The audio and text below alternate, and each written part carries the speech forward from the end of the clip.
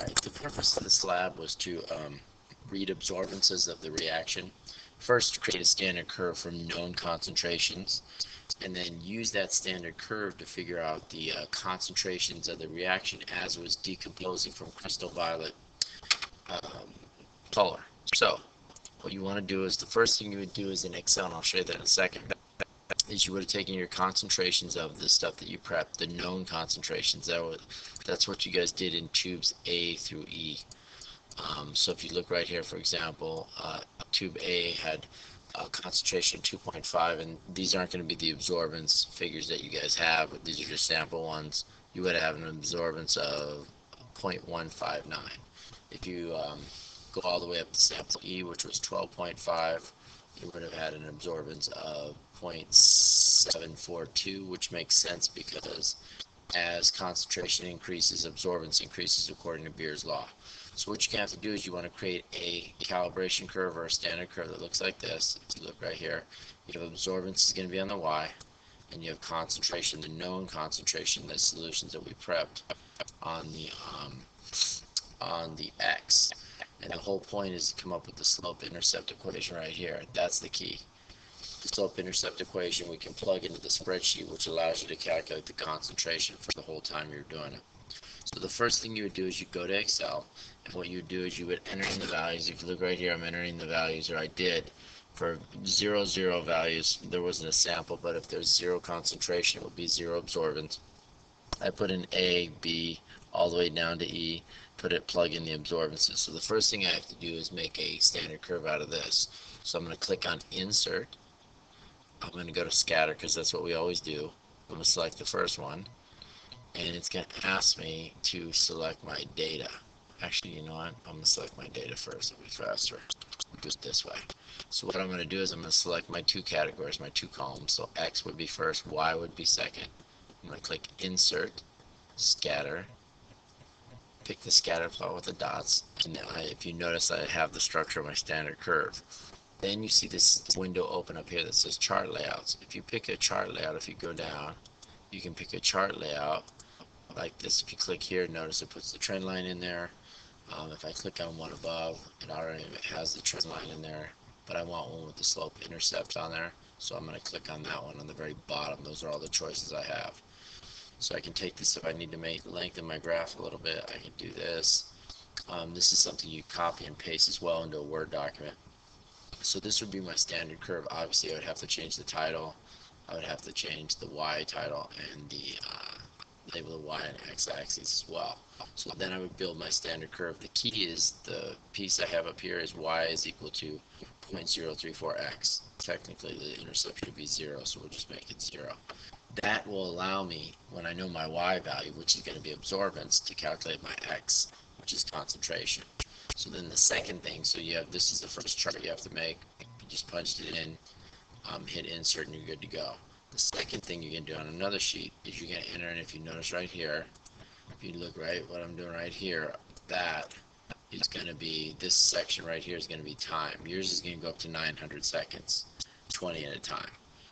The first 40 seconds we don't really track the data because you're loading it. The first column is going to be time. The second one is going to be absorbance. That's what you're going to copy from your lab data. The next three columns are going to be all the manipulation of the data. The absorbance, you can get concentration, and then we'll take the log of it, and then the inverse of it. Because the idea is this. In kinetics, if we're doing graphing, what you can do is you can create three graphs. One with basically change concentration versus time, natural log of concentration versus time, or the inverse of concentration over time. And ultimately what that's going to give you is whichever one gives you a complete straight line plot tells you order the reaction. So if you notice, what I'm going to do is I'm going to basically create this. You gathered this during your lab, and you gathered the absorbance. Using the spreadsheet, Excel, we can do this, this, and this, and then graph basically one at a time. So basically what we would do is in the first graph, all I'm going to do is I'm going to graph. Time is always going to be on my X. So in the first graph, I would take time versus concentration. See if I get a straight line. Second graph, I would take time versus natural log of concentration. And then the last graph would be time Whoops, that didn't work very well, versus the inverse. So how am I going to do that on a spreadsheet? I'll show you. So if I come over here, you notice I got my numbers already filled in. I'll clear the columns. The first thing is I need to get concentration. So what I'm basically going to do is, when I go to program this, let me clear this, your contents, is I'm basically going to do this. If I go to my slope-intercept equation, if I look right here, it's saying basically y is equal to 0.034x. So if I'm trying to solve for x, basically I've set it to solve for x, it would be the absorbance y divided by 0.034. So when I come over to the spreadsheet, I take the first one, I'm going to go to this first column right here, I'm going to hit fx, and it gives me an equal sign. I'll just go up here, put an equal sign in here, and then what I'm going to do is I'm going to highlight the one I want to divide. So I'm going to click right here on the cell. I'm going to click on the first cell right there, click on that, which is B4, and I'm going to divide that by 0.034. Oops, 0.034. When I do that, I hit enter or return. It calculates a mathematical value. Let me clear these out real quick. Clear that, and I'm going to clear that. So then what I need to do is to make this go all the way down, all I have to do is take, when I grab the cell, grab the little corner, the right corner with the plus sign.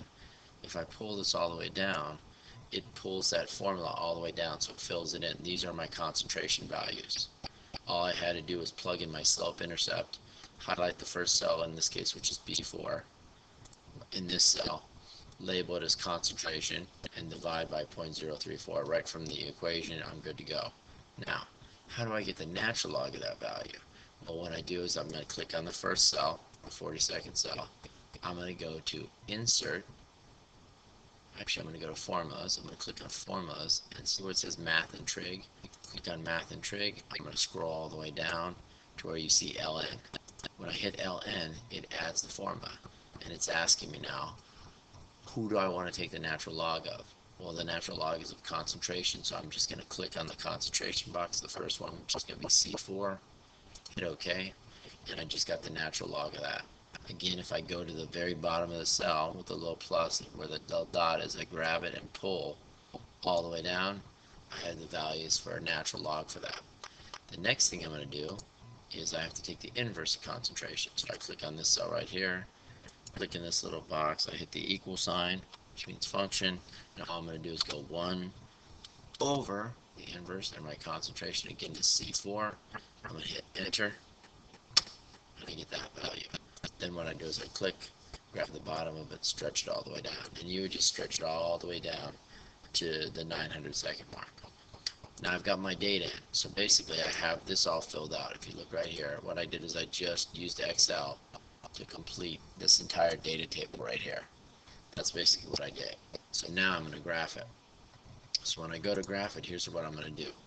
I'm going to click Insert, and I'm going to click Scatter, and I'm going to click the scatter plot right there. And see this little button where it says Select Data? Click on Select Data. What that does is it allows me to pick my X and my Y. So what I'm going to do is I'm going to click Add, and it's going to ask me for my series name, which I can put this name in, which would basically be concentration over time. My X value, all I do is click on this little button right here, and I'm going to go and drag where my X is. So that I would drag it all the way down to 900 seconds, click the button back, and that's added in. The next thing that I do is, actually no, that was time. I just messed that up. Hold on, let me start over. I just messed that up. So I click on the delete. Let's try that again. Times on the bottom. So what I'm going to do is I'm going to grab, starting at 40 seconds, go all the way down here. Right, let me see here. Insert, scatter, dots, and then I'm going to say select data because I'm trying grabbing all the data. So what I'm going to do is I'm going to remove all these. I don't want these on there because it's trying to figure out what I want to graph, and I don't want a multi-line graph. So I'm just going to remove all of it, and I'm going to hit add. My X is always going to be time, so I'm going to grab the time, highlight all that, and then go back and click the button. Then I need to specify my Y. In this case, it's going to be concentration over time. So I'm going to grab the concentration, pull it all the way down, go back here, and I hit OK. hit OK, and I'm good to go. I get my first graph. So if I look right there, obviously your graph's going to be a lot larger, and then I can go over here and get slope intercept, see if it's an exact straight line. Obviously it's not a complete straight line. If you run it longer, it's probably not going to be a straight line. Then I have to make my second chart. Do the same thing. I'm going to go insert, scatter, dots.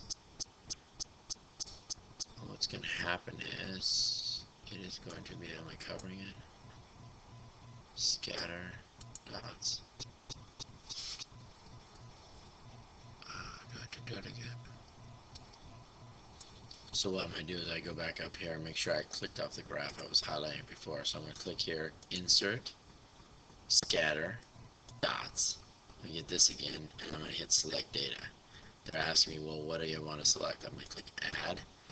Well, you type the title in there you want for your graph, but then I'm going to go down to my X. I'm going to select my range. It's going to be time again. This is exactly what you're going to do with your data. Go back and click on this.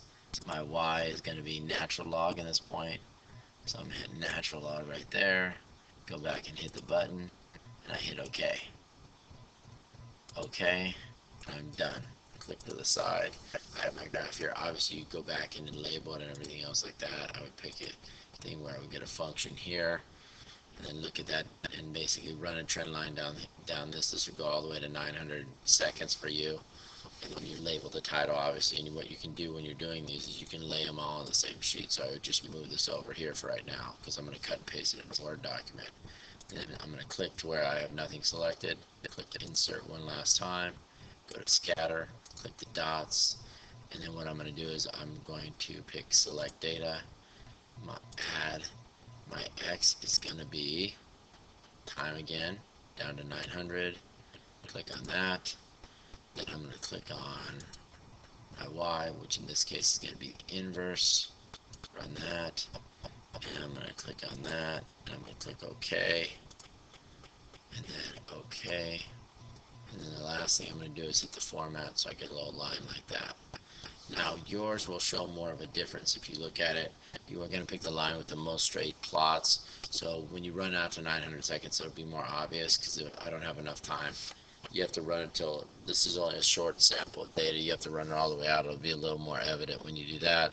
Click, and then what you're going to do is you're going to copy each of these 3 graphs into a Word document, make sure they're all titled with labels, units, and all that stuff, and then you have all your graphs. At that point you should be able to write a conclusion figuring out what the order of the reaction is based on the graphic plot. Alright, that's how you'd use Excel to do it.